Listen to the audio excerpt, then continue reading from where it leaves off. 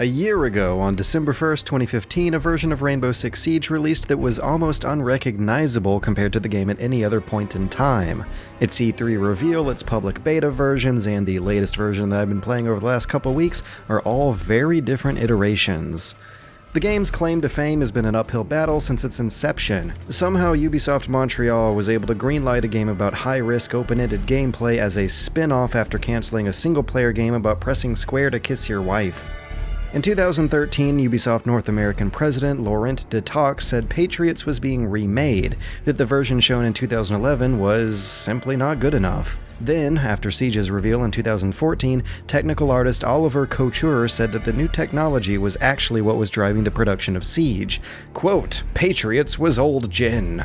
And now finally, in 2016, brand director Alex Remy revealed that Ubisoft Suits thought the competitive multiplayer was more sustainable in the long term compared to single player, and that the 25-person team that started Siege were actually entirely new to the franchise. There were only a couple of leftover developers from Patriots on the team. And so the release of Siege, which clawed its way out of bad circumstances, brought something that has become increasingly rare to us, and that is a moment where a new evolution of graphical technology drives the artistry of game design. A quick glance at Siege doesn't make it look like a breath of fresh air, but playing it and understanding it sure does. It's that cutting-edge, next-gen, I guess now it's current-gen, procedural destruction engine that turns a game of twitch shooting into a game of tactical strategy, where punching your own shapes out of walls is a creative means for player expression that's restrained by a tight budget of resources to do it with.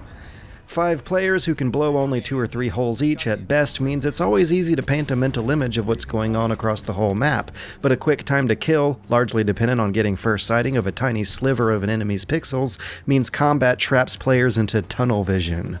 Siege strategy is all about finding ways to force players to walk into your sightlines rather than having you walk into theirs. The first side effect of going on a Siege binge is that you'll play any other FPS game like a Metal Gear guard. Oh, thank! Okay, well, I couldn't look behind me because I needed to face forward because bullets were coming from there. Yes, you did good. So stealth and flanking are the universal counters. Intel tools are as abundant as destruction tools. Hidden cameras and drones may not be as bombastically impressive as blowing a whole map up, but the strategies, the synergy, and the sixth sense spatial awareness that it gives players are just as impressive from a whole nother cerebral social perspective. The second side effect of going on a Siege binge is that you'll get way better at talking to people. Look at this kid. This is ridiculous. I'm so glad I'm recording. Holy shit. And these dimensions of strategy, depth, and teamwork were what was so appealing to me about Siege from the beginning. They create lasting variety out of the game. Every match is different, every round is different, and that's something that was lost on a lot of other early impressions of the game. Siege did not review well. The Metascore is still underneath an 80, bogged down by complaints about a lack of campaign as well as a lack of modes and maps. But, as I just explained, the sheer variety of gameplay that Siege's tech and design creates turns its 10-map lineup into something that would feel like 30 maps in any other game. A supposed lack of content didn't seem like a downside to me at the time. In fact, it seemed like a downright misconception. So learning and appreciating where Siege's value lies is something that seemed to be better steered towards reviewers whose biases more enjoy games that feel like a breath of fresh air than games that feel like a new version of the well-polished establishment. Stack on top of that some misleading trailers, a high price tag, microtransactions, a multiplayer-only game with 10 maps in one mode that requires you to install Uplay, and Siege was a real test of seeing how bad prejudices could cripple a product. I think on launch it was just myself, PC Gamer, and Daniel Starkey writing for Wired that made the only 3 glowing positive reviews released. People were not kind to this game back then. Just 2 weeks after launch, Ubisoft was desperate enough to give Siege its first free weekend, with Forbes writer Eric Kane saying that this proved Siege should go free to play. As you can probably guess, I disagree. I was having fun on launch. But that was in spite of a sinking feeling left without server browsers or wacky alternate deathmatch modes with more players, plus technical issues with netcode and matchmaking.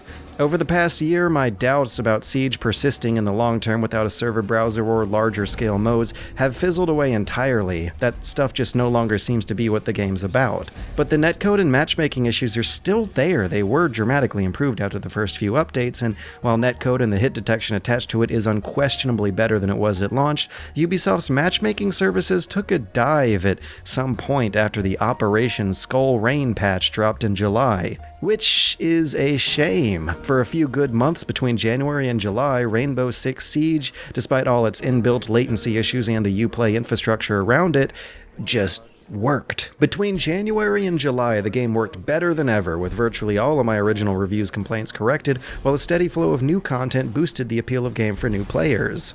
The pressure to correct Siege's early mistakes may have started with the launch of Siege's ESL Esports League on January 29th. That's when stuff had to get serious. Around that time we got immediate fixes to the netcode and hit detection, and with the Black Ice patch in February came a spectator mode and ranked voting and forced spawn variety for much more interesting higher level play.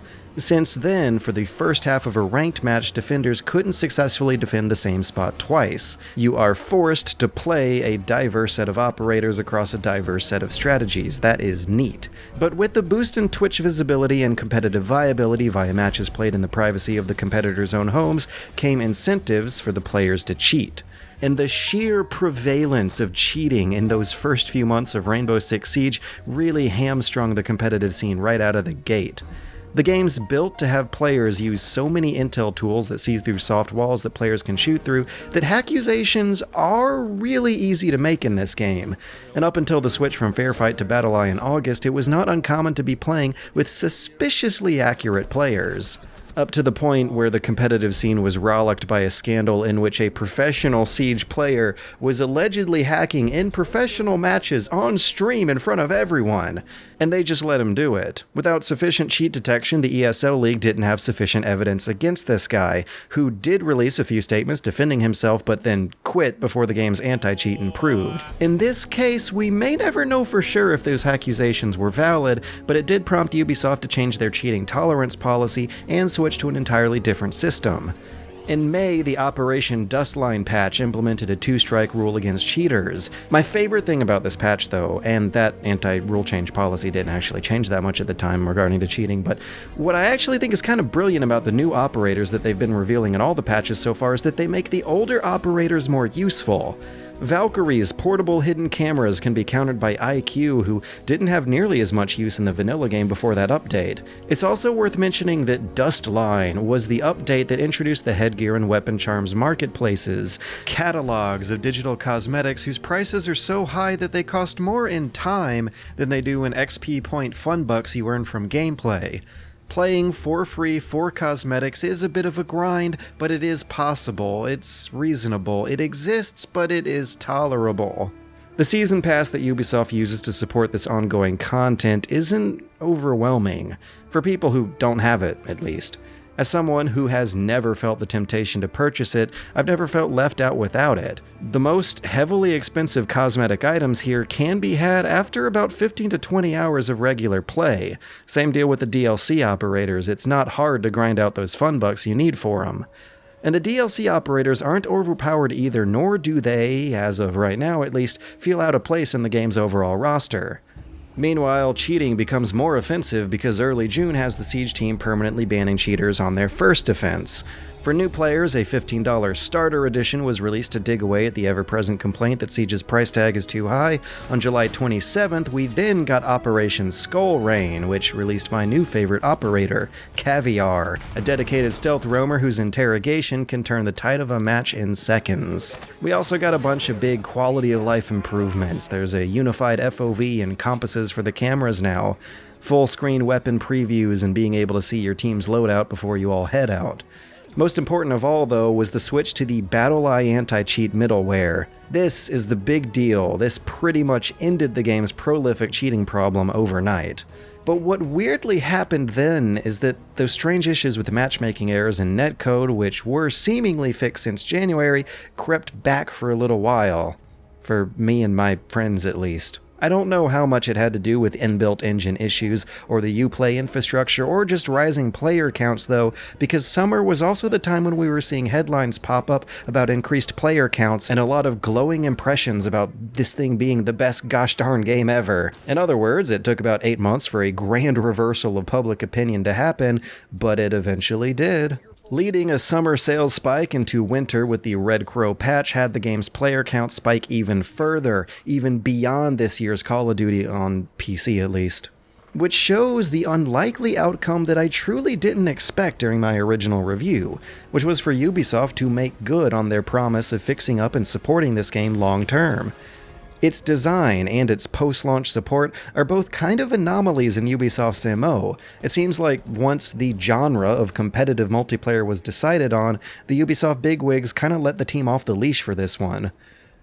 But what's going to be facing it in the future is a mix of problems old and new. Matchmaking errors still happen, and the existence and reliance of Uplay make setting up games with friends harder than it should be, and appealing to customers who just don't want to install extra stuff on their computer.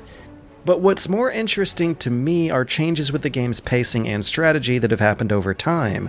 For one, we have the development of incredibly elaborate spawn cheesing tactics, of basically rushing out to kill people just as they've spawned in before they have any time to react. It's a high-risk move and probably really controversial on both ends of the exchange and within the developer team and the competitive community, because the stakes are so high for everyone on both sides. Whichever player loses to that cheese can handicap the rest of their team for the whole match.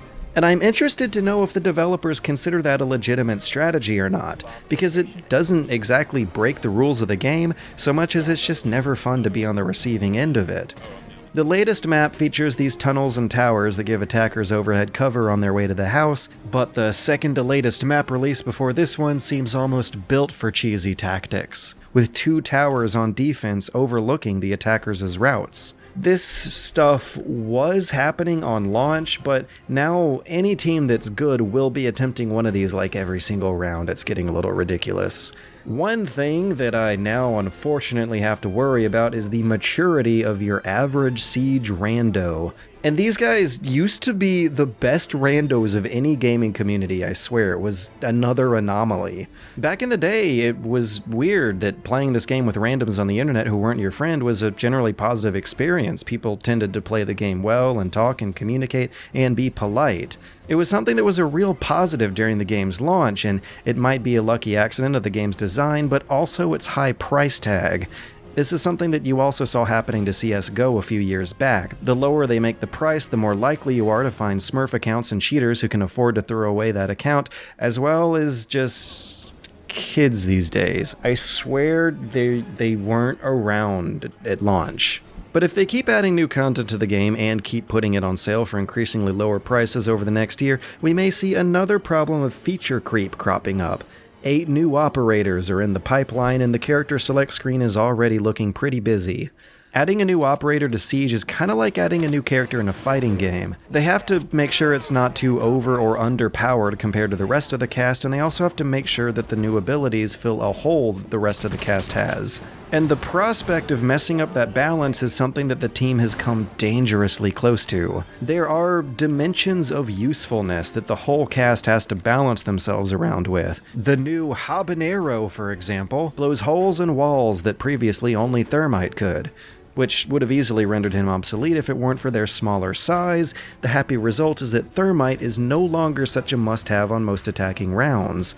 On the other hand, Blackbeard's near-unbreakable rifle shield from earlier rendered him OP as hell and a must-have on the attacker team as well until the Red Crow update has his shield shatter. But striking a delicate balance between all of them and the destructible maps they run around in is what I find so appealing about Siege. I just hit my 300th hour, and despite all its problems, I couldn't be happier with how this game turned out, because it's just so gosh darned elegant. The combination of strategy, depth, and teamwork beautifully flow into a game with seemingly unlimited replayability, where every single player action has direct and visible consequences. Especially now that we have 3-minute-long ranked matches. Even waiting around for a few seconds just to think has consequences. Siege is the only game around where every single bullet hole can be seen through to the other side, where half of the walls on the map can be blown blown up and walked through, and where even the single act of glancing in the right direction can win or lose entire matches. 10 seconds. The room to the little room. It's right there. Protect the bio container. Did I ace? Op 4 eliminated. Friendly mission successful. Alt. Wait, I'm